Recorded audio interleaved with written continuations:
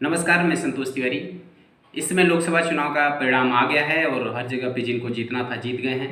और इसी क्रम में काली नगरी भदोही से भी डॉक्टर विनोद बिंद जो भाजपा के प्रत्याशी थे वो भी सांसद चुने गए हैं। लेकिन यहाँ पे उनके जीत को लेकर के लोग तरह तरह की बातें कर रहे हैं और इसी क्रम में एक ऐसे शख्सियत की भी काफ़ी चर्चा क्षेत्र में सुनने को मिल रही है कि इन्होंने इनकी भी भूमिका को लेकर काफ़ी चर्चा हो रही है।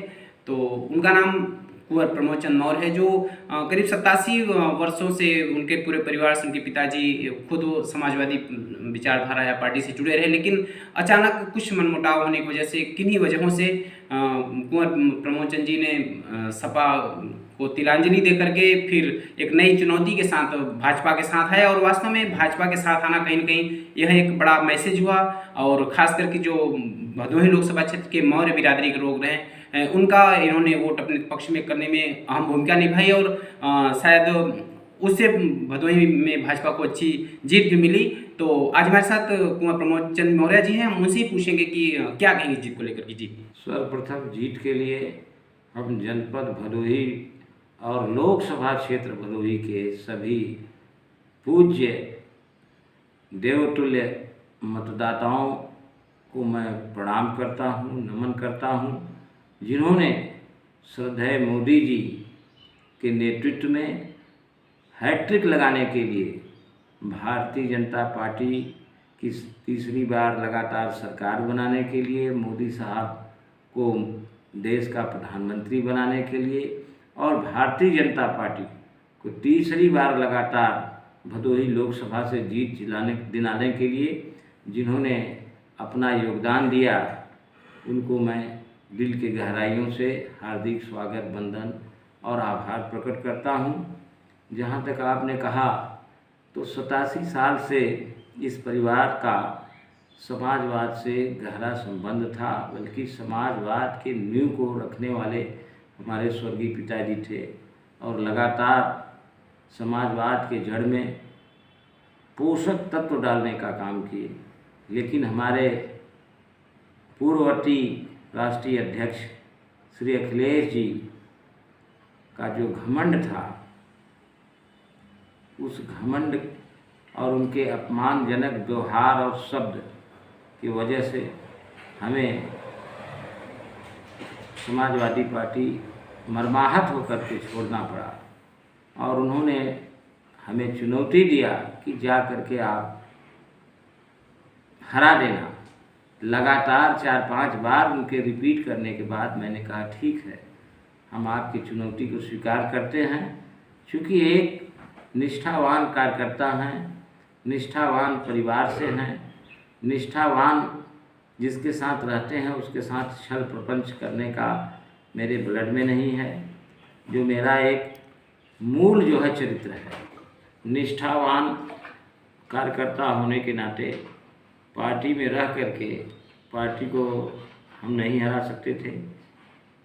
उस अपमान का घूंट पी करके मैं चला आया और फिर भारतीय जनता पार्टी, जहाँ कार्यकर्ताओं का सम्मान है, सबका साथ है, सबका सम्मान है, सबका विकास है, सबका सहयोग है, ऐसी पार्टी में मैं ज्वाइन किया और पूरी तरह से तन्मयता से लग करके अपने अपमान की चुनौती को बदला लेने के लिए मैं समाज के अंदर जा कर के लोगों से चर्चा किया, लोगों को बताया और वो मेरे पीड़ा को सुन करके पूरा समाज, बल्कि पिछड़े समाज के अन्य जात के लोग भी इस पीड़ा का बदला लेने के लिए पूरी तरह से भारतीय जनता पार्टी का सहयोग किए।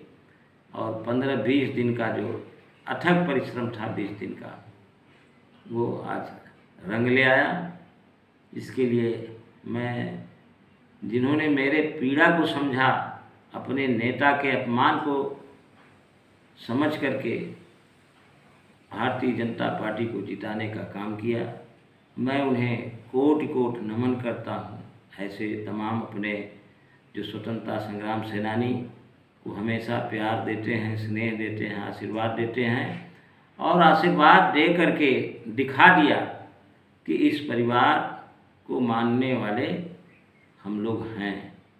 और आज हमारे प्रत्याशी जो बहुत ही चरित्रवान समाजसेवी डॉक्टर विनोद बिंद को जिताने का काम किया, आदरणीय मोदी जी के हाथों को मजबूत करने का काम किया।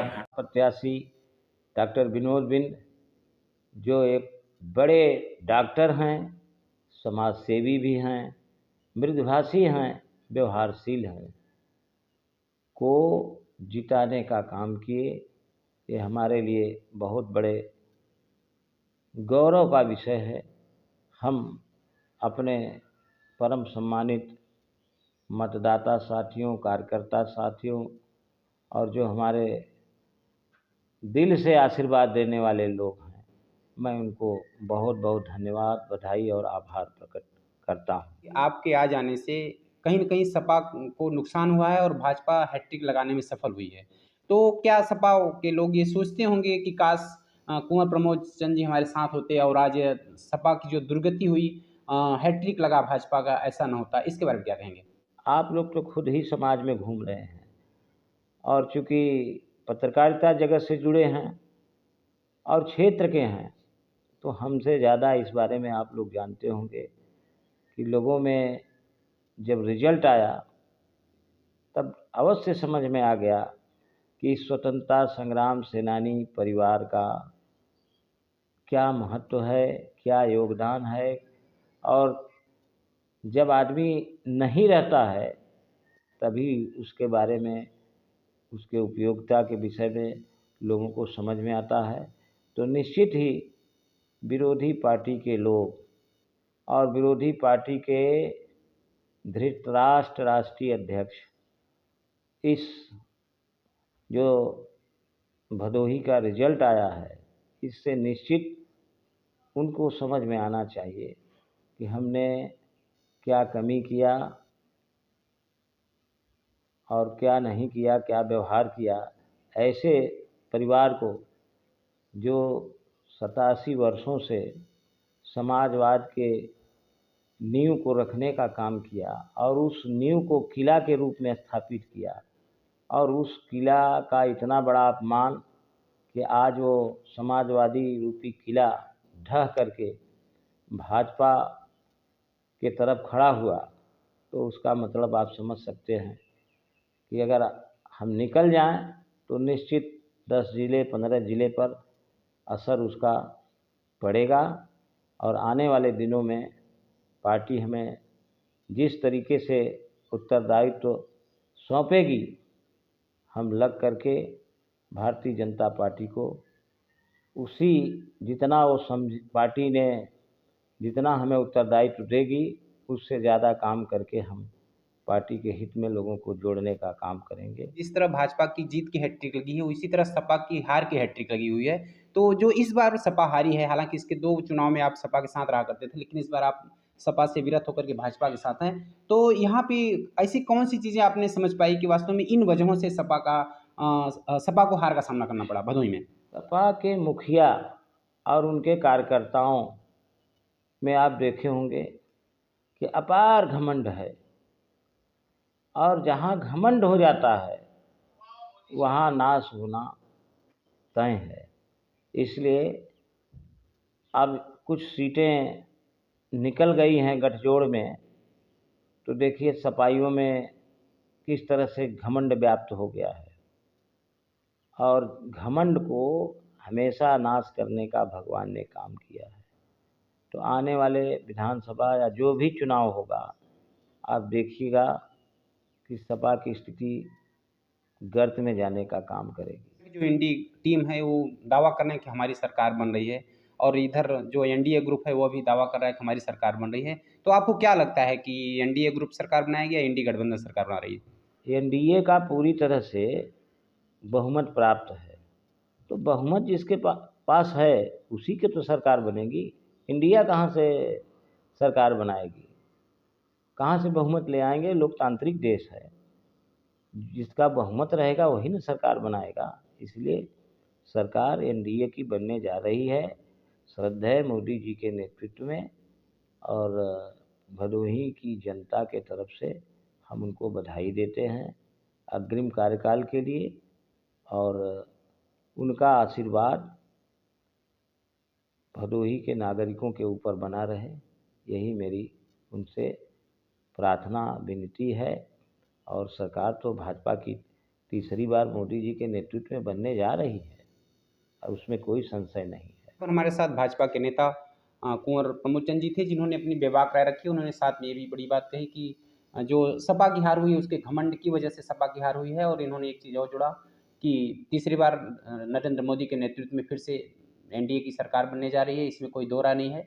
कुंवर जी, आप हमारे साथ बात किए इसके लिए बहुत बहुत धन्यवाद। बहुत बहुत